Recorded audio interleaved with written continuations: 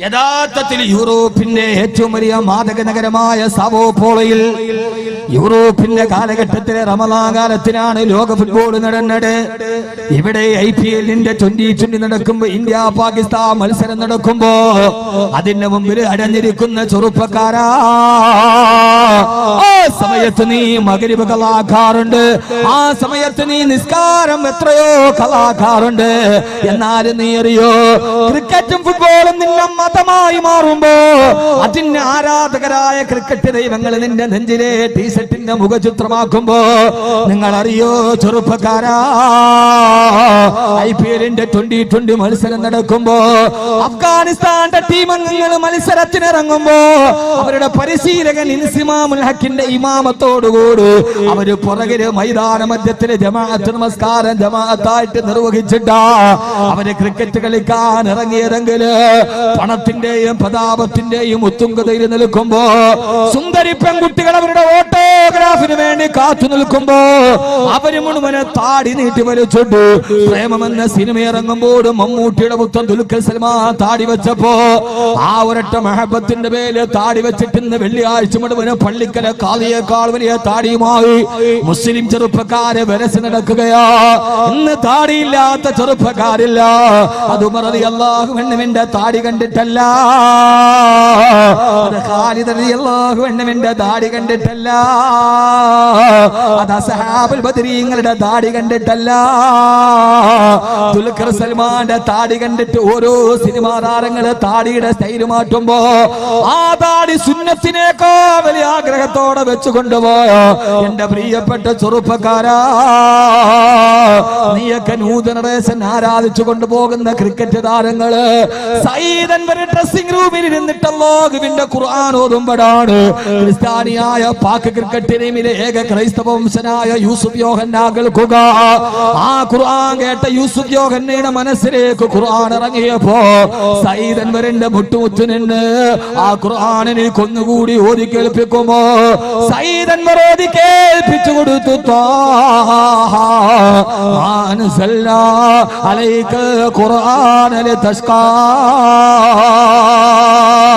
ഖുർആനിന്റെ പാരായണം കേട്ട് ക്രൈസ്തവനായ യൂസുഫ് യോഹന്നാ അതെല്ലാം വലിച്ചെറിഞ്ഞ് മുഹമ്മദ് യൂസുഫ് എന്ന മുസ്ലിം പേര് സ്വീകരിച്ചു.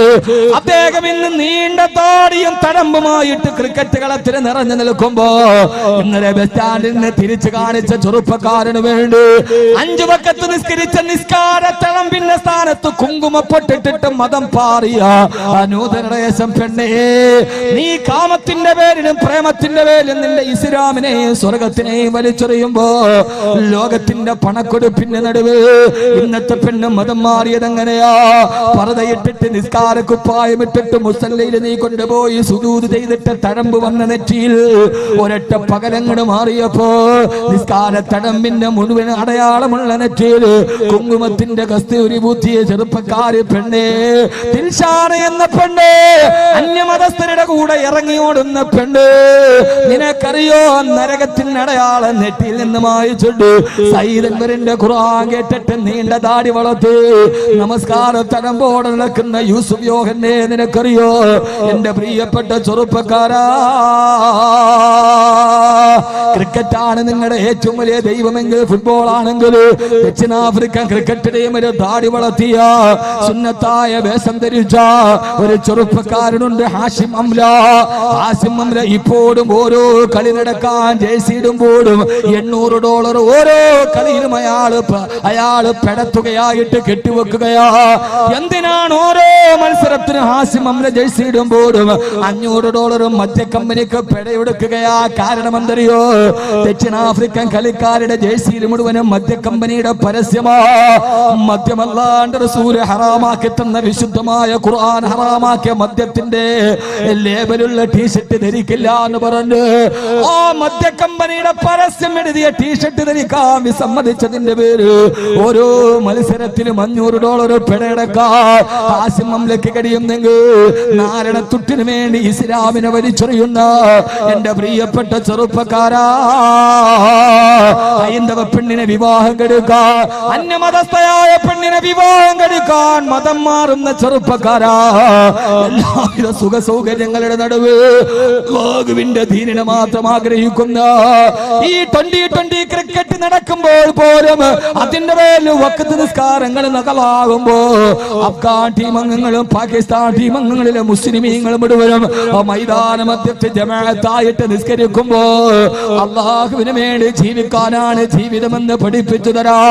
കാലത്തിനൊത്ത് നടക്കാനല്ല, അള്ളാന്റെ ദീനിന് വേണ്ടി നടക്കാനാണെന്ന് തീരുമാനിക്കാൻ എന്റെ പ്രിയപ്പെട്ട സഹോദരി സഹോദരന്മാർക്ക് കഴിയേണ്ടതുണ്ട്.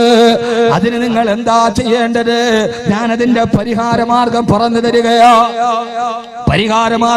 തരികയാ. വെറുതെ നമ്മൾ കുറെ കാര്യങ്ങൾ പറഞ്ഞിട്ട് കാര്യമില്ല.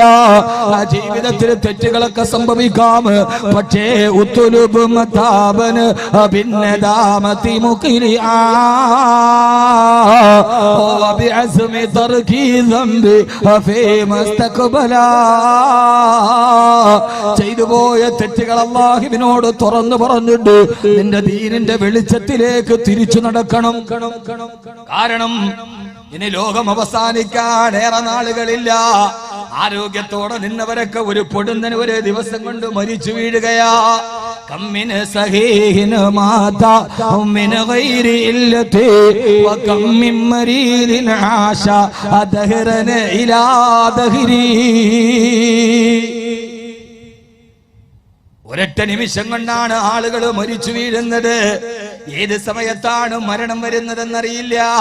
അതുകൊണ്ട് ജീവിതത്തിൽ പെട്ടെന്ന് തിരിച്ചു നടക്കണം. അല്ലാഹു തൗഫീഖ് നൽകട്ടെ. ആമീൻ പറ. ഞാൻ കുറെ കാര്യം വാരി വലിച്ചു പറയുന്നതിന് അർത്ഥമില്ല. ഇന്ന് ഈ സദസ്സിൽ നിന്ന് ആദ്യമായി കൊച്ചിയിൽ പ്രസംഗിച്ചിട്ട് ഞാൻ തിരിച്ചു പോവാൻ. ആ സമയത്ത് എന്റെ കരളിന്റെ കഷണമായ എന്റെ പ്രിയപ്പെട്ട ചെറുപ്പക്കാരോട്, മട്ടാഞ്ചേരി കൊച്ചിയിലുള്ള ചെറുപ്പക്കാരൊക്കെ ഭയങ്കര സ്പിരിറ്റുള്ള ആളുകളാണ്. ഭയങ്കര സ്പിരിറ്റ് എന്ന് പറഞ്ഞാൽ ദീനി സ്പിരിറ്റ് കൂടുതലാണ്. പണ്ട് അബ്ദുൽ നാസർ മഅദനിയുടെ സുവർണ കാലഘട്ടത്തിൽ അള്ളാഹു അദ്ദേഹത്തിന് പെട്ടെന്ന് മോചനം നൽകി അനുഗ്രഹിക്കുമാറാകട്ടെ. ഞാനിപ്പോ ഈ അടുത്ത കുറെ ഒരു 1.5 മാസമായിട്ട് അബ്ദുൽ നാസർ മഅദനിക്ക് വേണ്ടി പരസ്യമായിട്ട് ദുആ ചെയ്യാറില്ല. കാരണം ഞാനൊരു പ്രസംഗം പ്രസംഗിച്ചപ്പോ ആ പ്രസംഗം തെറ്റിദ്ധരിച്ച കുറെ ആളുകൾ ആ രീതിയിൽ എന്നെ വിമർശിച്ചപ്പോ ഇനി അവർക്ക് തോന്നും അവരുടെ വിമർശനമൊക്കെ കേട്ടിട്ട് പേടിച്ചിട്ടാണ് ഞാൻ ദുആ ചെയ്യുന്നത്. ഇപ്പൊ ഞാൻ രഹസ്യമായിട്ട് എന്റെ നിസ്കാരത്തിലും എന്റെ സ്വകാര്യതയിലും മാത്രമേ ഞാൻ അദ്ദേഹത്തിനോട് ദുആ ചെയ്യുള്ളൂ. പരസ്യമായിട്ട് ചെയ്യാറില്ല. കാരണം ചെയ്യാത്തതിന്റെ കാരണം ചിലപ്പോൾ ഇനി ഞങ്ങളെ ബോധിപ്പിക്കാൻ വേണ്ടി പറയണമെന്ന് തോന്നിയാലോ ഒന്ന് വേണ്ടാണ്.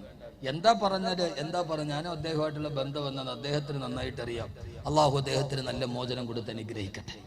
അള്ളാഹു അദ്ദേഹത്തിന് നീതിപീഠത്തിന്റെ കണ്ണ് തുറന്നു കൊടുക്കട്ടെ. ആ വിവാദത്തിന് ശേഷം ആദ്യമായിട്ട് ഞാൻ പരസ്യമായിട്ട് ആ പേരും പറഞ്ഞ് ദുആ ചെയ്യണ ഇവിടെ വെച്ചാണ്. കാരണം കൊച്ചിക്കാർ കൂടെ ഉണ്ടെങ്കിൽ ഒരു ധൈര്യ. മഹാനായ അബ്ദുൽ നാസർ മഅദനി ആദർശത്തിന്റെ ആൾരൂപമായ അദ്ദേഹത്തിന്റെ സുവർണ കാലഘട്ടങ്ങളിൽ പാതിരാത്രി 2 മണിയും 3 മണിയും വരെ അദ്ദേഹത്തിന്റെ പ്രസംഗം കേൾക്കാൻ കണ്ണിലുണ്ണഴിച്ച് കാത്തിരുന്ന ആളുകളാണ് മട്ടാഞ്ചേരിയിലും കൊച്ചിയിലുള്ള ചെറുപ്പക്കാർ. അദ്ദേഹത്തിന്റെ പ്രസംഗങ്ങളെ ഏറെ ഇഷ്ടപ്പെട്ട. ഇതൊക്കെയാണ് ഫ്രീക്കാണ്, ഓട്ടമാണ്, പാച്ചിലെന്നൊക്കെ പറഞ്ഞാലും ഇസ്ലാമിന്റെ കാര്യങ്ങൾ ആവേശത്തോടെ പറഞ്ഞാൽ അത് പെട്ടെന്ന് ഏറ്റെടുത്ത് ആവേശം ഒരൊറ്റ നിമിഷം കൊണ്ട് റീചാർജ് ചെയ്യുന്ന ഒരു നല്ല മനസ്സിന്റെ ഉടമകളാണ് ഈ സമൂഹത്തിലുള്ള ചെറുപ്പക്കാർ. ഞാൻ അങ്ങനെയാണ് വിലയിരുത്തുക. നിങ്ങളെ സോപ്പിടാനുള്ള ഒരു വർത്താനല്ല.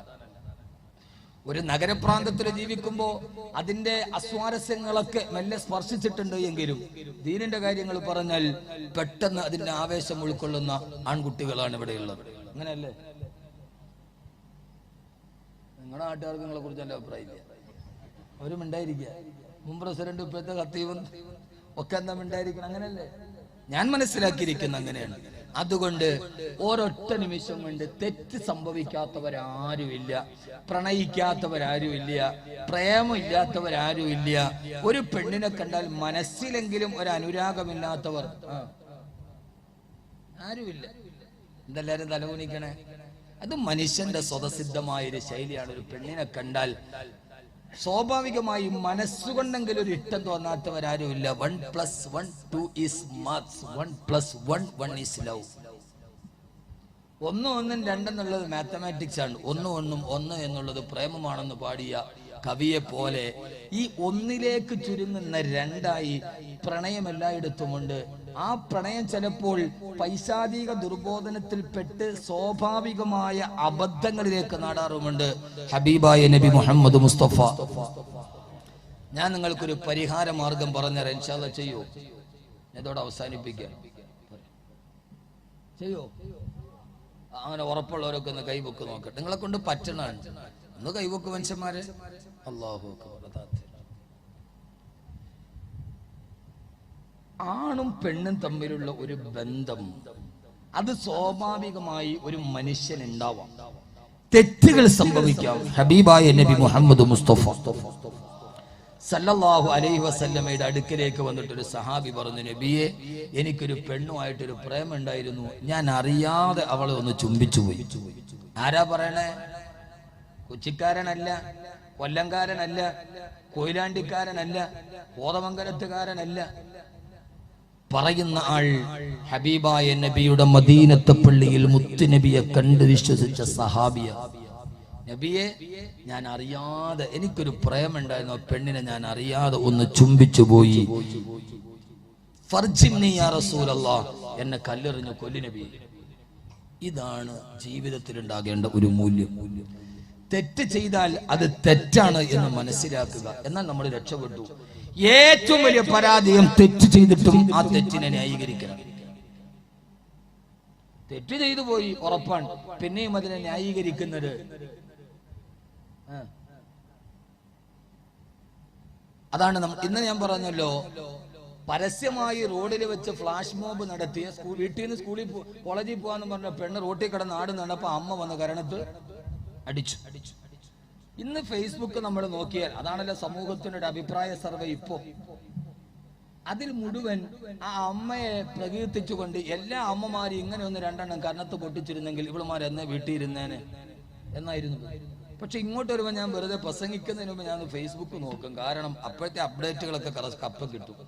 നോക്കിയപ്പോ അതിനകത്ത് ആൾമധ്യത്തിൽ വെച്ച് പരസ്യമായി അമ്മ അടിച്ചു, വിദ്യാർത്ഥിനി അപമാനിതയായി, അമ്മയ്ക്കെതിരെ പ്രതിഷേധമുയരുന്നു. എങ്ങനെയുണ്ട്? ഇപ്പൊ ഇതിനകത്ത് തെറ്റുകാരി ആരാ? ആടിയ പെണ്ണോ അടിച്ച അമ്മയോ? ഇന്ന് നമ്മൾ നാളെ നോക്കിക്കോളി. നാളെ ഇവിടുത്തെ വാദം ഡിങ്കമതം, പുതിയ മതമാണ് ഡിങ്കമതം. വേറെ ആരെയും കിട്ടിയില്ല. ഇനി കുറച്ച് കഴിഞ്ഞ് കുട്ടൂസ മതം ഉണ്ടാവും, പിന്നെ ഡാഗിനി മതം ഉണ്ടാവും. ഇതൊക്കെ കഴിഞ്ഞാൽ എനിക്ക് തോന്നുന്നു ഇനി പെണ്ണുങ്ങളെല്ലാം കൂടെ കൂടി, ആണുങ്ങളൊക്കെ ഡിണ്ടക്ക് മതവും കുട്ടൂസ മതം ഉണ്ടായി, ഇനിയിപ്പോ പെണ്ണുങ്ങളെല്ലാം കൂടെ കൂടി സരിത മതവും കൂടെ ഉണ്ടാക്കുമെന്ന് എനിക്കറിഞ്ഞു. അതൊരു മതമായി മാറുക. എന്താ ലോകത്ത് നടക്കുക? എല്ലാം കഴിഞ്ഞിട്ട് സരിത പറയാ, എന്നെ ആളുകൾ ലൈംഗികമായി പീഡിപ്പിച്ചു. വാതില് തുറന്നിട്ട് വീട്ടിൽ ആരെങ്കിലും ഓട് വിളിച്ചകത്ത് കയറും?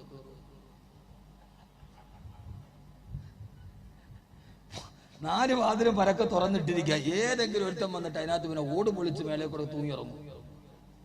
അതിനും കേസ്.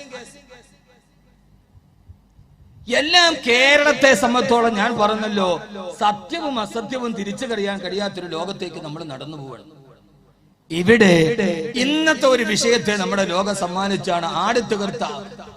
ആടുത്തകർത്ത ആ പെണ്ണാണോ കുറ്റവാളി, അടിച്ച അമ്മയാണോ? ഇനി അതിനകത്താണ് ചർച്ച. എന്റെ പൊന്നു സഹോദരങ്ങളെ, സഹോദരിമാരെ, ജീവിതത്തിൽ വിജയം വരിക്കണോ, അവസാനം പുഞ്ചിരിച്ചു മരിക്കണോ, ചെയ്ത തെറ്റ് തെറ്റാണ് എന്ന് മനസ്സിൽ ബോധമുണ്ടാവും. ഞാൻ ഈ ജീവിക്കുന്ന ശൈലി നല്ലതല്ല. 1 പറഞ്ഞ് 2ാമത്തേന് തലാക്ക്, 2 പറഞ്ഞ് 3ാമത്തേന്. പക്ഷെ ഇവിടെ ഞാൻ കണ്ട ഏറ്റവും വലിയൊരു സന്തോഷം എന്താണെന്നറിയോ? ഞാൻ നോക്കിയപ്പോ എല്ലാ വീടും 2 സെന്റ് 3 സെന്റ് ഒക്കെ ഉള്ളൂ. മുറ്റമൊന്നും ഒരു വീടിനും ഇല്ല. ഒരു വീട് വെക്ക, ഒരു ബൈക്ക് വെക്കാനുള്ള സ്ഥലമുണ്ട്, ഗേറ്റ്. എല്ലാവർക്കും 2 വീട്ടുകാർക്ക് ഒരു മതിലുള്ള. അതിർത്തി തർക്കങ്ങൾ ഇവിടെ കുറവാണ്. നമ്മുടെ നാട്ടിലൊക്കെ ഒരാൾക്ക് 1 ഏക്കറും 2 ഏക്കറും ഉണ്ട്. ഒത്തിരി ഉള്ളവൻ അതിർത്തി തർക്കമേ ഉള്ളൂ. ഈ സ്ഥലം കുറച്ചുള്ള ആളുകൾക്ക് അതിർത്തി തർക്കം ഉണ്ടാവില്ല. കൂടുതലുള്ള ആളുകൾക്ക് ഭയങ്കര തർക്കമാണ്. ഇവിടെ അതിർത്തി തർക്കമില്ല. നമ്മുടെ നാട്ടിലൊക്കെ 1 ഏക്കറും 2 ഏക്കറും ഒക്കെ ഉള്ള ആള് പിറ്റേ ദിവസം വരുമ്പോൾ അതിർത്തിയിൽ ഇട്ടിരിക്കുന്ന കല്ല് ചിലപ്പോൾ അപ്പുറത്ത് കിടക്കും. രാത്രി വന്നിട്ട് കുഴിച്ച് മാറ്റിയിട്ട 1.5 സെന്റ് അവന് കിട്ടും അപ്പുറത്തവന്റെ.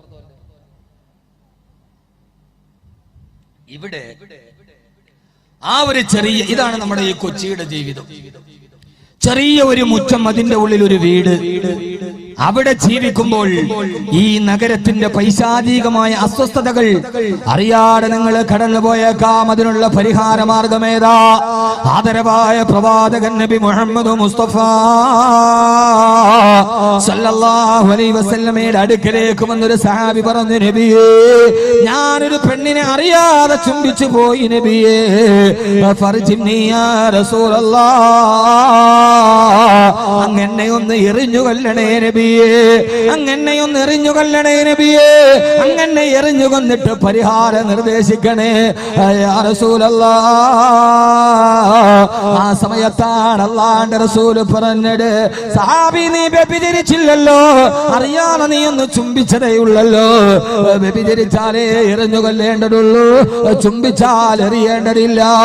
അതിന്റെ പരിഹാരം പറയാൻ പോകുമ്പോഴാണ് ആകാശലോകത്ത് നിന്ന് ദിവ്യബോധനത്തിന്റെ വെളിപാടുമായി റൂഹുൽ അമീൻ മലക്ക് ജിബ്രീൽ അലൈഹിസ്സലാത്തു വസ്സലാം ആഗതനാകുന്നത്. എന്നിട്ട് അല്ലാഹുവിന്റെ റസൂലിനായ തറക്ക് കൊടുത്ത നബിയേ, അഖിമിസ് സ്വലാത്ത തറഫിൻ നഹാരി വസുലഫൻ മിനൽ ലൈൽ ഇന്നൽ ഹസനാതി യുദ്ഹിബിന സയ്യിആത് ദാലിക ദിക്റാ ലിൽസാകിരീൻ. ആ സഹാബി അറിയാതൊരു തെറ്റ് ചെയ്തു പോയെങ്കിൽ അതിന് പരിഹാരമായി അഞ്ചു വഖത്ത് നിസ്കാരം ഇനി മുതൽ കളാകാതെ കൃത്യമായിട്ട് അനുഷ്ഠിക്കാണ് അവരോട് പറഞ്ഞു കൊടുക്കും നബിയേ.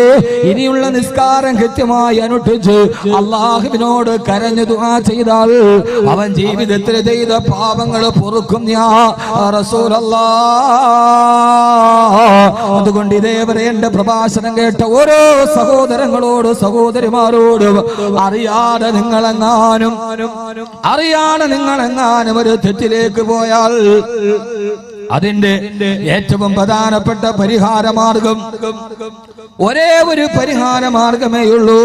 അത് മറ്റൊന്നുമല്ല, അഖിമിസ്സലാത്ത തറഫിയൻ നഹാരി വസുലഫൻ മിനൽ ലൈൽ ഇന്നൽ ഹസനാതി യുദ്ഹിബിന സയ്യിആത് ദാലിക ദിക്റാ ലിൽസാകിരീൻ. ذلك ذكرى للذاكرين ذلك ذكرى للذاكرين. ഇനി മുതൽ അല്ലാഹുവിലേക്ക് മടങ്ങുക, ആറടി മണ്ണിലേക്ക് പോകുന്ന യാത്ര ഓർക്കുക, എന്നിട്ട് പടച്ച റബ്ബിലേക്ക് തിരിച്ച് യാത്ര ചെയ്യാൻ നിന്റെ നിസ്കാരത്തെ കൃത്യയാക്കണേ, നിന്റെ ഹൃദയത്തെ ശുദ്ധിയാക്കണേ. അങ്ങനെ ഇനിയുള്ള ജീവിതം അല്ലാഹുവിനെ പേടിച്ച് ആഖിറത്തെ പേടിച്ച് നാളെ ലോകത്തേക്ക് പോകുന്ന പരലോകത്തേക്കുള്ള യാത്രയിൽ സന്മാർഗങ്ങളൊക്കെ കൈമുതലാക്ക് അവസാനം വിട പറയുന്ന നേരം സന്തോഷത്തോടെ വിട പറയാ. ഇന്നല്ലദീന ഖാലൂ റബ്ബുനല്ലാഹ്. മരിക്കുന്ന സമയത്ത് എല്ലാവരും നമ്മുടെ ചുറ്റുവട്ടത്ത് നിന്ന് പൊട്ടിക്കരയുമ്പോ ഞാൻ മരിക്കുന്ന നേരത്തെ എന്റെ മക്കള് കരയുന്നുണ്ട്, എന്റെ ഭാര്യ കരയുന്നുണ്ട്, എന്നെ സ്നേഹിച്ചവര് കരയുന്നുണ്ട്. ആ സമയത്ത് എനിക്ക് ചിരിക്കാൻ കഴിയലാണല്ലോ. ജീവിതത്തിന്റെ ഏറ്റവും വലിയ സമാപനത്തിന്റെ സന്ദേശം അതാണ്. സമാപന സന്ദേശമനാണ് ഈ ചെറുപ്പക്കാരുടെ കൂട്ടായ്മ നടത്തിയ 2 പെൺകുട്ടികൾക്ക് 10 പവൻ വെച്ച് കയ്യിലോട്ട് കൊടുത്ത ഈ നന്മക്ക് വേണ്ടി ഒരുമിച്ച് കൂടിയവർ അല്ലാഹു കർഹമായ പ്രതിഫലം നൽകുമാറാകട്ടെ. ഈ ലോകത്തിന്റെ ഇടയിലും നന്മക്ക് വേണ്ടി ഒരുമിച്ച് കൂടിയ ഒരു പറ്റം ആളുകൾ അല്ലാഹുവേ നീ അവരെ കൈവിടല്ലേ അല്ലാഹ്. അതിന് പിന്തുണ നൽകിയ ആലിമീങ്ങൾ അല്ലാഹുവേ കബൂലാക്കണേ അല്ലാഹ്. അതിലൊന്ന് നിങ്ങൾ സന്ദേശത്തോടെ വിളിച്ചപ്പോ ഈ വിനീതനും അതിൽ ഭാഗവാക്കായി. ഇനി നമ്മൾ പിരിയുകയാണ്. എപ്പോഴാണ് ഇനി കാണുന്നതെന്നറിയില്ല.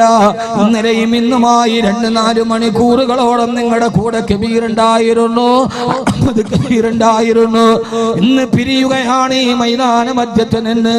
നിങ്ങൾ വീട്ടിലേക്ക്, ഞാൻ ഇനിയും തിരിച്ചു പെരിന്തൽമണ്ണയിലേക്ക് നാളത്തെ വകതിന് സാന്നിധ്യം വരിക.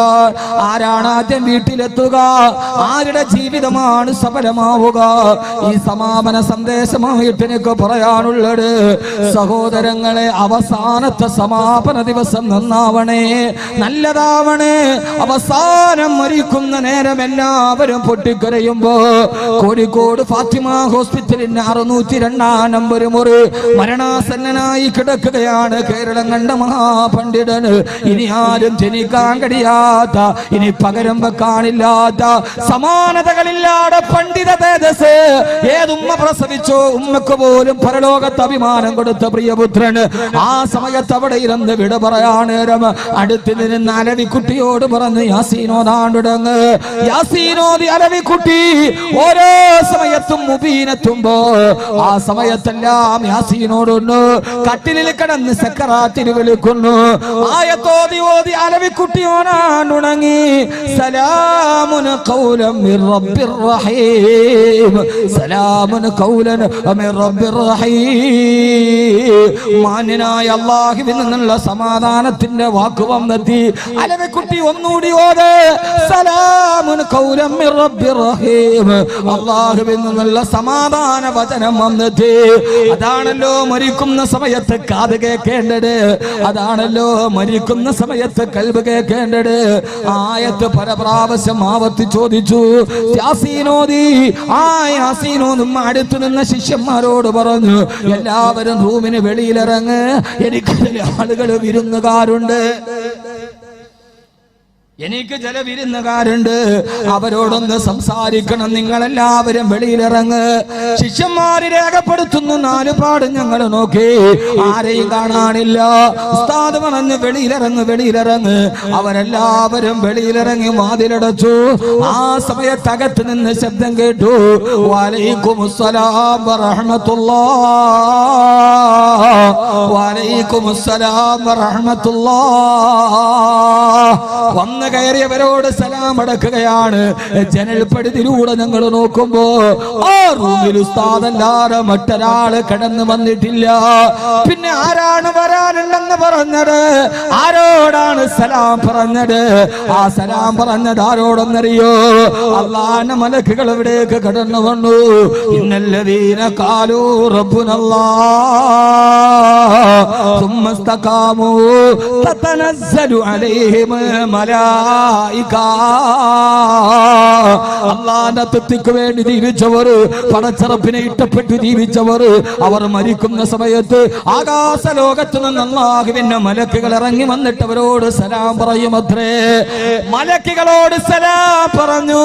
അങ്ങനെ ലോകത്ത് വിട പറഞ്ഞു പോയാ മരിക്കുന്നതിന് മുമ്പ് എല്ലാവരെയും മാറ്റി നിർത്തിയിട്ട് മലക്കുകളോട് സലാം പറഞ്ഞ മഹാനാണ് ബഹുമാനപ്പെട്ട സമസ്ത കേരള ജംഇയ്യത്തുൽ ഉലമാ എന്ന മഹിതമായ പ്രസ്ഥാനം നമ്മുടെ കൈവെള്ളയിൽ തന്ന ബഹുമാനപ്പെട്ട ശംസുൽ ഉലമാ നവ്വറല്ലാഹു മർകദാ. ഇത് സഹാബത്തിന്റെ കഥയല്ല, ഇത് താബീങ്ങളുടെ കഥയല്ല, ഇത് തബഇ താബീങ്ങളുടെ കഥയല്ല.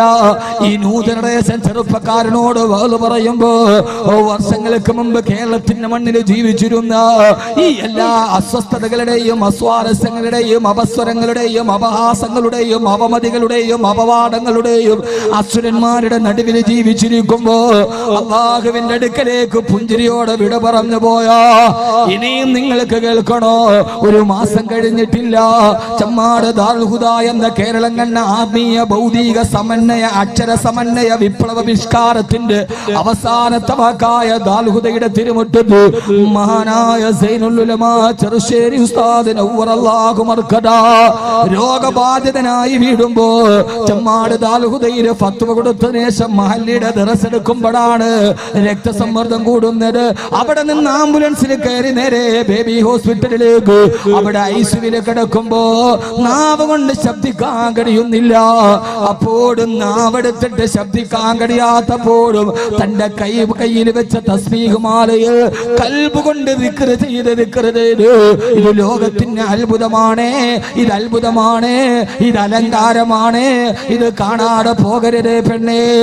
ഐസിയുവിൽ കിടക്കുമ്പോഴും തന്റെ തസ്ബീഹ് കയ്യിൽ വെച്ചിട്ട് തസ്ബീഹ് മറിക്കുന്നുണ്ട്. പക്ഷേ ഐസിയുവിലാണ്, നാവിന് ശബ്ദമില്ല. കൽബ് കൊണ്ട് ദിക്ർ പറഞ്ഞ് അവിടെ ബോധം കെട്ട് 40 ദിവസത്തോളം ഐസിയുവിൽ അങ്ങനെ തന്നെ കിടന്നു.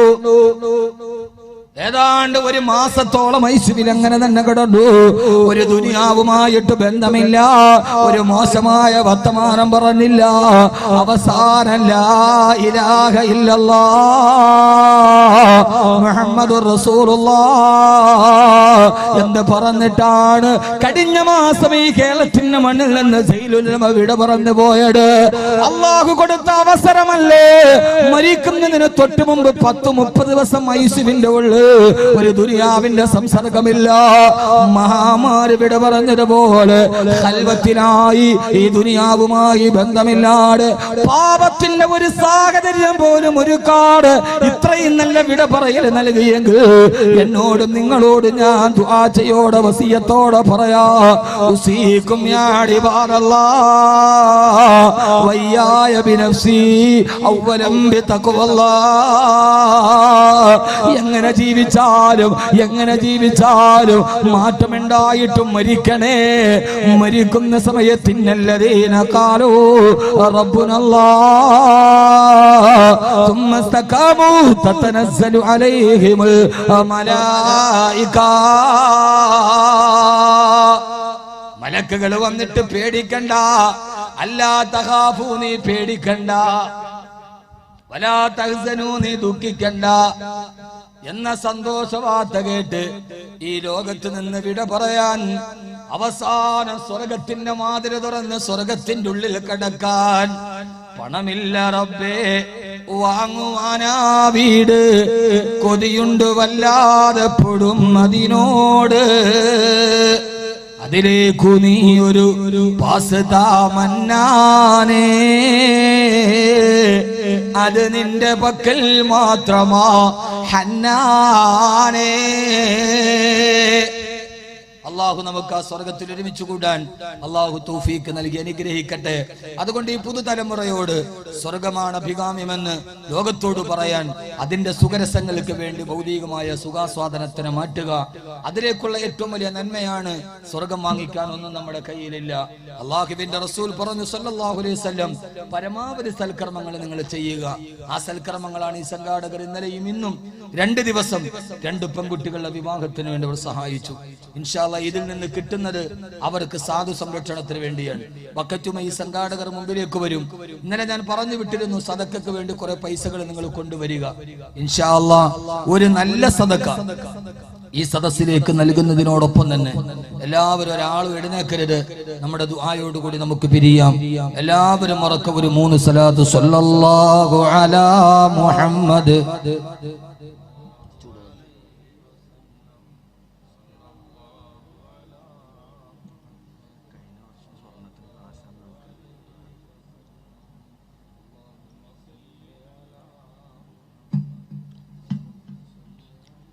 അല്ലാഹു സുബ്ഹാനഹു വ തആല സ്വീകരിക്കുമാറാകട്ടെ. എല്ലാവരും അങ്ങനെ ഈ ഭൗതികമായ ലോകത്തെ ത്യജിച്ച് 40 വർഷക്കാലത്തോളം ഈ നാട്ടിൽ ഈമാന്റെ പ്രഭ പൊരിഞ്ഞ മഹാനായ മനുഷ്യനാണ് ഹാജി കെ അബ്ദുള്ള മുസ്ലിയാർ. അദ്ദേഹത്തെ കുറിച്ച് ഈ നാട്ടുകാർ പറയുന്നത് മാത്രമല്ല, അദ്ദേഹത്തെ കുറിച്ച് ഞാൻ വാദം പറയേണ്ട കാര്യമില്ല. ഹബീബായ നബി സല്ലല്ലാഹു അലൈഹി വസല്ലം പറഞ്ഞു, ഒരാളെ കുറിച്ച് മരണശേഷം നാട്ടുകാർ എന്ത് പറയുന്നു അതാണ് അദ്ദേഹത്തെ കുറിച്ച് അള്ളാന്റെ അടുക്കലുള്ള തീരുമാനം. ഈ നാട്ടുകാർ മുഴുവനും അദ്ദേഹത്തെ അവരുടെ ആത്മീയ ഗുരുവായി, അദ്ദേഹത്തെ കുടുംബത്തെ തങ്ങളുടെ സ്വന്തം കുടുംബമായി, അദ്ദേഹത്തിന്റെ മക്കളെ അദ്ദേഹത്തിന് ശേഷം ആദരവോടെ കാൽക്കുന്ന ഈ നാടിന്റെ ഏറ്റവും വലിയ സ്വത്താണ് ഹാജി കെ അബ്ദുള്ള മുസ്ലിയാർ. അദ്ദേഹം ജീവിച്ചിരുന്ന വഴികൾ ശരിയായിരുന്നു, അദ്ദേഹത്തിന്റെ നന്മകളുടെ ഭാഗത്തായിരുന്നു എന്നതിന്റെ തെളിവാണ് ഈ സമൂഹം അദ്ദേഹത്തിന് നൽകുന്ന സ്നേഹവും ആദരവും. അള്ളാഹു ഈ സദഖ ചെയ്യുന്ന സഹോദരങ്ങൾ അള്ളാഹുവിന്റെ ഹലാലായ മുറാദുകൾ ഹാസിലാക്കുമാറാകട്ടെ. അള്ളാഹുർക്കെല്ലാം അർഹമായ പ്രതിഫലം നൽകി അനുഗ്രഹിക്കുമാറാകട്ടെ. റബ്ബ് സുബ്ഹാനഹു വ തആല ഇന്നലെ 6666 ഞാൻ കൊണ്ടുവരാൻ പറഞ്ഞിരുന്നു. കൊണ്ടുവന്ന ആളുകൾ മോനെ ഒരു കസേര എടുത്തും പോട്ടിട്ട് അപ്പുറത്ത് ഇപ്പുറത്തും സുജൂദ് ചെയ്യണ 2 പേരുണ്ടാവൂലോ. ഈ മൊബൈൽ അങ്ങ് മുസല്ലയിൽ ഇങ്ങനെ അങ്ങ് ഇടും. വൈബ്രേറ്റ് മോഡി വന്ന് ഡിസ്പ്ലേ ഓൺ ആകുമ്പോൾ ഡിസ്പ്ലേയിൽ ഏതായാലും ആരുടെ ഡിസ്പ്ലേയിലും ഒരാളുടെ ഫോട്ടോ ഉണ്ടാവും. ഒന്നുകില് അവനാന്റെ ഭാര്യ ആയിരിക്കും, അല്ലെങ്കിൽ ആരാന്റെ ഭാര്യയുടെ എങ്കിലും ഉണ്ടാവും. ഇനി അല്ലെങ്കിൽ സിനിമാ നടിയുടെ ആരുടെ ഉണ്ടാവും, എന്തെങ്കിലും ഇല്ലാത്തുണ്ടാവൂല. അത് ഡിസ്പ്ലേ ചെയ്യുമ്പോ അപ്പുറത്തേക്കണവനെ നോക്കും, ഇപ്പുറത്തേക്കണവനെ നോക്കും, സർവ്വ നിസ്കാരവും പോകും. അതുകൊണ്ട് നിസ്കാരത്തിൽ കയറുമ്പോൾ വൈബ്രേറ്റ് മോഡിലല്ല, മൊബൈൽ സ്വിച്ച് ഓഫ് ചെയ്യണം. 5 മിനിറ്റ് ഒന്നും വരണ്ട. ഈ ഒരു 5 മിനിറ്റ് ഇതൊന്ന് സ്വിച്ച് ഓഫ് ചെയ്യാൻ നമുക്ക് പറ്റാത്ത രീതിയിൽ യഥാർത്ഥത്തിൽ നമ്മളെ ബാധിച്ച ഏറ്റവും വലിയ ക്യാൻസർ ഇതല്ലേ. ഒരു 5 മിനിറ്റ് സ്വിച്ച് ഓഫ് ചെയ്താൽ നമുക്ക് സ്വിച്ച് ഓഫ് ചെയ്യാൻ പറ്റില്ല. ഇതിന്റെ മൊബൈൽ തീരാറാകുമ്പോ 10% ബാറ്ററി ലോ എന്ന് എഴുതുമ്പോഴേ നമ്മള് പ്ലഗ് കൊത്തും. ഈമാൻ അതിനും ലോയാണ്. ഒരു പ്ലഗും ജദ്ദിദു ഈമാനക്കും വനവ്വിറു ഖുലൂബക്കും ബിഖൗലി ലാ ഇലാഹ ഇല്ലല്ലാഹ്. ഈമാൻ ഫുള്ള് ലോയായി. ഏത് പെണ്ണിനെ കണ്ടാലും നോക്കും. കള്ളു കുടിക്കണമെന്ന് ആഗ്രഹം ഉണ്ടാകുന്നു. അള്ളാഹു നമ്മളെ തെറ്റിൽ നിന്ന് മാറ്റി നിർത്തട്ടെ. തെറ്റ് ചെയ്യാതിരിക്കാൻ ഞാനൊരു കാര്യം പറയാം, നിങ്ങൾ ചെയ്യൂ. ഒരാളിനെ തെറ്റ് ചെയ്യൂല. പറഞ്ഞുതരട്ടെ? പറഞ്ഞെന്നാ ചെയ്യോ? ഏതായാലും ഞാൻ പോകാണ്, ഒരു കാര്യം ഇരിക്കട്ടെ. പറഞ്ഞു തന്നാ ചെയ്യൂന്ന് ഉറപ്പുള്ള ഒരു കൈ വെക്കെന്നാലേ പറയുള്ളൂ, വെറുതെ പറയൂല. ആദരവായ പ്രവാചകൻ നബി മുഹമ്മദ് മുസ്തഫ സല്ലല്ലാഹു അലൈഹി വസല്ലം പറയും, എല്ലാരും പറയുന്നു ഉസ്താദേ കള്ളു കുടിക്കരുതെന്ന് മോഗ്രഹമുണ്ട്, വ്യഭിചരിക്കരുതെന്ന് മോഹമുണ്ട്. ആ പെണ്ണിന്റെ മുഖത്തെ കറിയാടെ നോക്കി പോവുകയാ. എന്താണ് നിന്നെ പെരുമ പ്രതിവിധി? മൻ തറക മഅസിയതൻ ലില്ലാഹി സബഅ മറാത്ത്. ആരെങ്കിലും അല്ലാഹുവിന്റെ തൃപ്തിയെ മാത്രം ആഗ്രഹിച്ചിട്ട് ഒരു തെറ്റ് 7 പ്രാവശ്യം തുടർച്ചയായി ചെയ്യാതിരുന്നാൽ 8ാമത്തെ പ്രാവശ്യം ആ തെറ്റ് അല്ലാഹുവിന്റെ മുമ്പിൽ വരുത്തുകയില്ലെന്ന് ബഹുമാനപ്പെട്ട ഉലമാക്കൾ രേഖപ്പെടുത്തിയിട്ടുണ്ട്. ഒരാൾ ഒരു തെറ്റ് അല്ലാഹനെ പേടിച്ചിട്ട് തുടർച്ചയായിട്ട് 7 പ്രാവശ്യം ചെയ്യാതിരിക്കുക. മനസ്സിലായോ? മനസ്സിലായില്ല? മനസ്സിലായില്ല? മനസ്സിലായില്ല? ഇല്ല. മനസ്സിലാവാത്തതിന്റെ കാരണം എന്താ? ആരെങ്കിലും ഒരു തെറ്റ് തുടർച്ചയായി 7 പ്രാവശ്യം വഅദ് കഴിഞ്ഞു പോവുകയാണ്. പഴയ കൂട്ടുകാരനെ കണ്ടു, അവന് കള്ള് നിന്റെ കയ്യിലേക്ക് നീട്ടി. അപ്പൊ അല്ലാഹനെ പേടി വന്നു, ഇല്ല ഞാൻ ചെയ്യില്ല, അതിൽ നിന്നൊഴിവായി. 1. രണ്ടാമത് കള്ള് കുടിക്കുന്നൊരു സാഹചര്യം വന്നു, അല്ലാഹനെ ഭയന്നിട്ട് അതിൽ നിന്ന് മാറിപ്പോയി. 2. മൂന്നാമതും അതേ സാഹചര്യം വന്നു. 4ാമത് സാഹചര്യം വന്നു. 5ാമത് ചീട്ട് കളിക്കാൻ സാഹചര്യം വന്നു. 6ാമതും 7ാമതും 7 പ്രാവശ്യം ഈ സാഹചര്യം വന്നിട്ട് 7 പ്രാവശ്യവും അല്ലാഹനെ പേടിച്ചിട്ട് മാറി നിന്നാൽ 8ാമത് പിന്നെ ഒരു തെറ്റിന്റെ അതേ സമാനമായ തെറ്റിന്റെ സാഹചര്യം അല്ലാഹുവിന്റെ മുമ്പിൽ വരുത്തി പരീക്ഷിക്കുകയില്ല. 7 പ്രാവശ്യം കള്ളു കുടിക്കാൻ സാഹചര്യം കിട്ടി, 7 പ്രാവശ്യം അല്ലാഹനെ പേടിച്ചിട്ട് മാറി. എന്നാൽ 8ാമത് പിന്നെ കള്ളു കുടിക്കാൻ പറ്റുന്ന ഒരു സാഹചര്യം അല്ലാഹുവിന്റെ മുമ്പിൽ തരികയില്ല. എന്നാലല്ലേ കുടിക്കുള്ളൂ. ചീട്ട് കളിക്കാൻ 7 പ്രാവശ്യം സാഹചര്യം കൂട്ടുകാർ വിളിച്ച് 7 പ്രാവശ്യം അല്ലാഹനെ പേടിച്ചിട്ട് മാറി. 8ാമത് തന്നെ വിളിക്കാൻ കൂട്ടുകാരനും വരില്ല. അങ്ങനെ ഒരു സാഹചര്യം അല്ലാഹു നിന്റെ മുമ്പിൽ നിന്ന് മാറ്റി തരും.